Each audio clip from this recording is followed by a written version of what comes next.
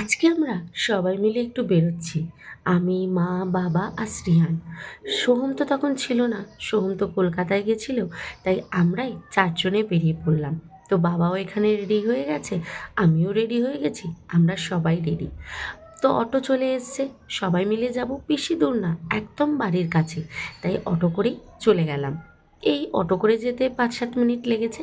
তো প্রথমে গেছিলাম রয়্যাল মার্টে শ্রীহানের স্কুলের জন্য টুকটাক কিছু কেনাকাটা করতে, যেমন ব্যাগ, ওয়াটার বোতল, পেন্সিল বক্স, টিফিন বক্স, এই টুকটাক স্কুলের যা লাগে এগুলো সব কিনে নিয়েছি। কারণ সোহম তখনও কলকাতা থেকে ফেরেনি, তাই ভাবলাম যে এগুলো কিনে রাখি, এগুলো এখন সব থেকে বেশি ইম্পর্টেন্ট শ্রেয়ানের স্কুলের জন্য। তো কেনাকাটা করে চলে আসলাম একদম রয়্যাল মার্টের পাশে একটা রেস্টুরেন্টে। তো প্রথমেই নিয়ে নিয়েছিলাম ওই পাপড়, যে মশালা পাপড় হয় সেটা, আর শ্রিয়ানের ফ্রেঞ্চ ফ্রাইজ, ওটা তো মাস্ট। তারপরে নিয়ে নিয়েছিলাম গোবি মাঞ্চুরিয়ান, টমেটো স্যুপ, আর নিয়েছিলাম কুলচা, আর তার সাথে পনির বাটার মশালা আর স্যালাড।